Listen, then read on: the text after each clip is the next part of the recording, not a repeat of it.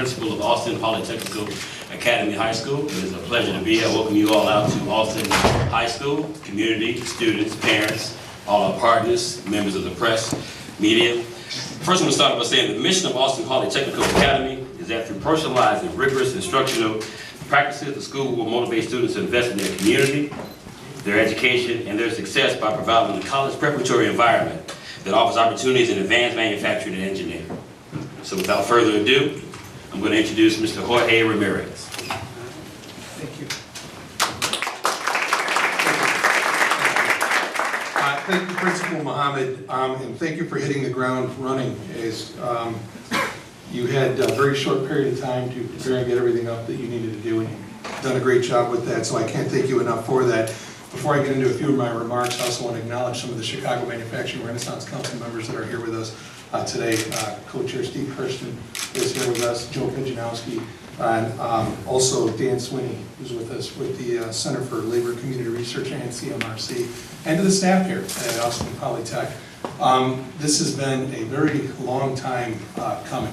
It was about 6 years, a little over 6 years, that this was really just a concept. And what happened was you had like-minded folks from business, from labor, from government get together and say, how can we look at a problem that's facing our region and try to do something about it to turn this problem into a great and tremendous opportunity, which today is really a manifestation of that. And I have to say a special thank you to Mayor Emanuel for really diving in on this issue and understanding what this issue really means, not just for Chicago, but for the region. You see, there are a lot of high-skilled, high-road manufacturing jobs in this region with a workforce that's about to leave, about to retire. These are baby boomers that are getting ready to go on to the next part of their life and retirement, those that can afford to anyway. And what we're doing now is trying to build a pipeline to fill those jobs. These are high-skilled, high-road manufacturing jobs. What we're preparing these students to do, these students get a lot asked of them, and they step up. We have some students here today. Mr. Kirsten brought one of the alumni from Austin Polytech, who is now an employee at his company, Jeremiah, and just an example of what can happen when you give somebody an opportunity, and that opportunity is met with somebody that's willing to work hard to achieve something better. That's what today is really about. So it's a pleasure to be here. It's a pleasure to be part of this program, and with that, I'll turn it over to Mayor Emanuel with another thank you. Thank you.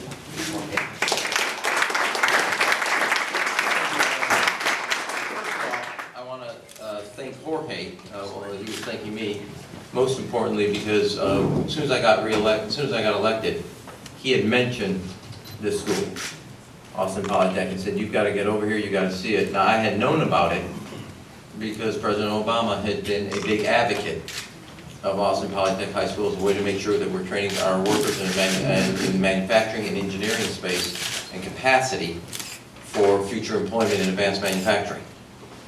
Also, it's not only been noted by President Obama and Jorge Ramirez, but also Business Week, just this issue this week, identifies Austin Polytech as a school of the future to make sure that America keeps its economic competitiveness.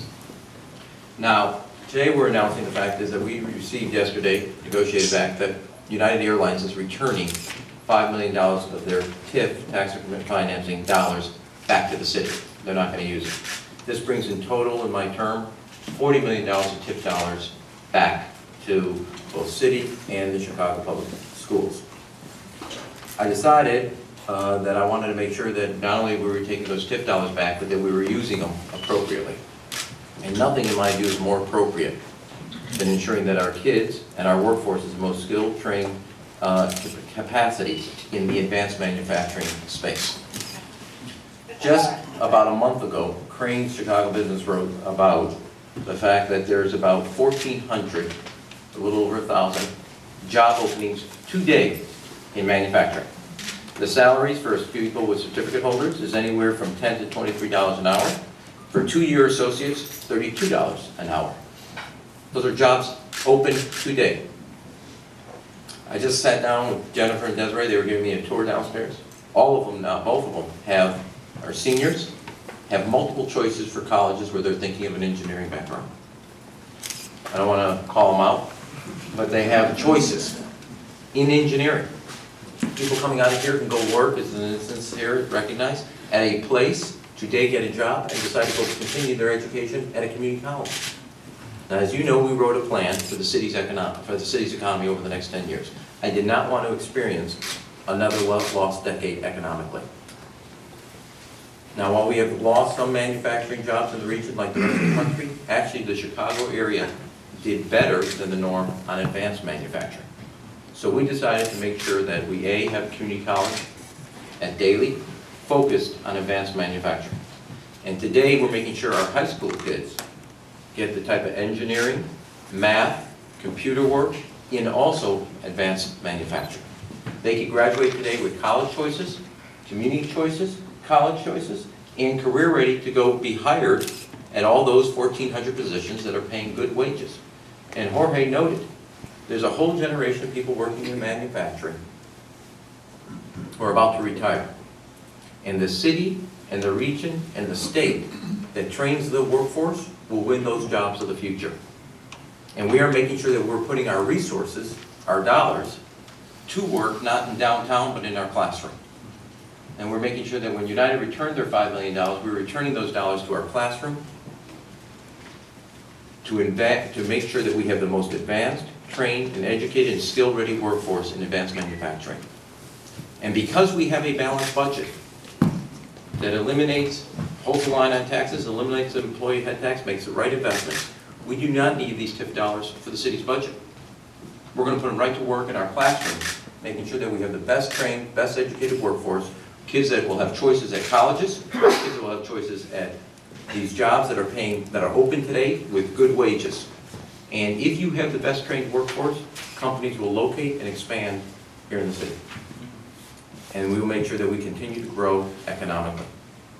Now, this is also significant because today, parents are going to be going for the first time to schools not only to pick up their kids' report card, but because CPS has made the changes, they will pick up the report card on their kids' schools, bringing a level of accountability into the system. And as Jennifer and Desiree said, again, I don't want to call you out. I asked them, I said, well, how'd you hear and why'd you decide Austin Polytech? They said, well, one of them said, my grandmother made the choice for me because she told me it was a great school. The other one said, my mother told me. So one thing I know for sure, I didn't even have to hear about college next, because they have a parent that's involved in their education, they're going to succeed. And you can't ask for parents to get involved in a child's education if you don't give them the information. So tonight, when parents come up and they pick up their child's report card, they will actually get the report card on the school and see how that school is doing in their test scores, in their reading, math, and holding them accountable also, because they'll also have the information for the first time on the schools in the neighborhood. And so they can judge and compare. At every level, we're making the right choices, investing in the best trained, best educated workforce. Our TIF dollars will no longer go downtown, but they'll be able to be put into our classrooms to make sure our kids are ready for a future, whether it's for college, whether it's for certificate, or whether it's for the workforce. We are going to make sure that our children, our workforce of tomorrow, is college ready and career ready. And whatever choice of career you have, we want to make sure you have fundamentals in education. And again, I want to call out Jorge Ramirez, since day one has been dogged about making sure that we are investing in Austin Polytech, because we have a jewel that everybody has recognized. And to be fair, while everybody else has recognized it, the president, Business Week, others, the Manufacturing Association, the businesses, we have not been, as a city, putting our money where our mouth is. And we need to invest in something other people recognize as one of a kind. We have it right here in the city of Chicago. People are coming to study it. And we're going to build it up and make sure that more people can follow Jennifer and Desiree's career path. With that, I'll take any questions. Bill? Well, what you said is businesses who won't hire right now because of the fiscal cliff and the cost of Obamacare. Well, first of all,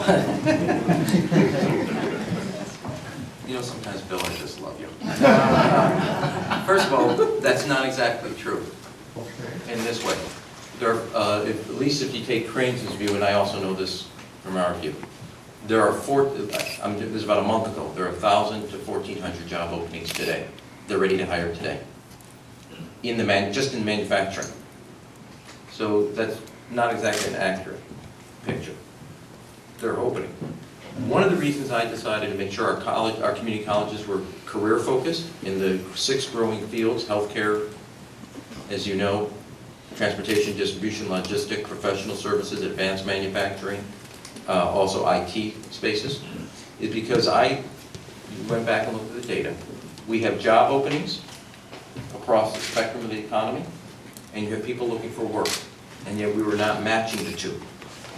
Now, there is an issue as it relates to the fiscal cliff, but there are also today, as you know, companies ready to hire today because they have, this demand is starting to pick up in the home, in the residential area, in other sectors of the economy, and I don't want to call out one specific CEO, but in the financial sector, last week I was talking about, today in the city of Chicago, one bank, it's a major one, 400 openings. In advanced manufacturing in the area, a little over 1,000 jobs. So there is something, I'm not saying totally wrong, but there are other places with help wanted signs, and I want to make sure that we have the best trained workforce ready. And if you have the best trained workforce, and it goes to our fundamentals,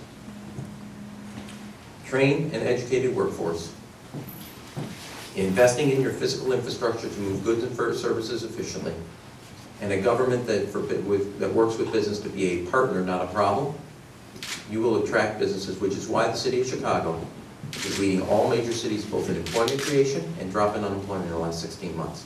Mayor, on the fiscal cliff, aside from the private sector, can you talk specifically about what's at stake for the city as far as funding goes for different projects, infrastructure, things like that, if we end up going over this thing in January 1st? Well, as you know, one of the reasons we are investing to create, over the next 3 years, we will, on our own, create 30,000 jobs, rebuilding our roads, our airports, our mass transit system, our water system, because I did not want to hold the city hostage to Washington or to Springfield. And we will continue to invest in our water system, where over the next decade we'll create 18,000 jobs. But in the next 3 years, in totality, we'll be creating about 30,000 jobs, building our community colleges, modernizing our schools, the work at the CTA, the work out at O'Hare, the work of building our water pipe system, our sewer system, and our roads pavement. We had a record year, actually, of road pavement. So that's number one. Number two, there is an overall macroeconomics. It will have an impact on the city of Chicago, depending on what decisions they make.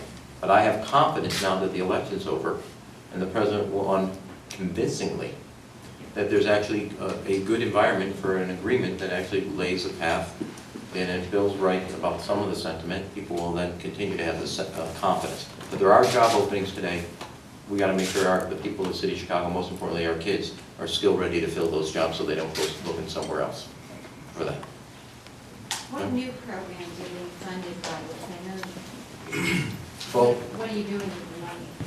that's for the principal to talk about, but one of the things that we talked about earlier was in the machinery. The other thing is they have, for the first time now, a college counselor and career advice counselor, so somebody to help these kids and line up the jobs, those who have the jobs, with the kids that are here, and recruit them and bring them here. The other thing is there's a lot of machinery that's been on hold, for lack of a way of saying it, that I think is essential to make sure that they have in the capacity they have. Those are just a couple of examples.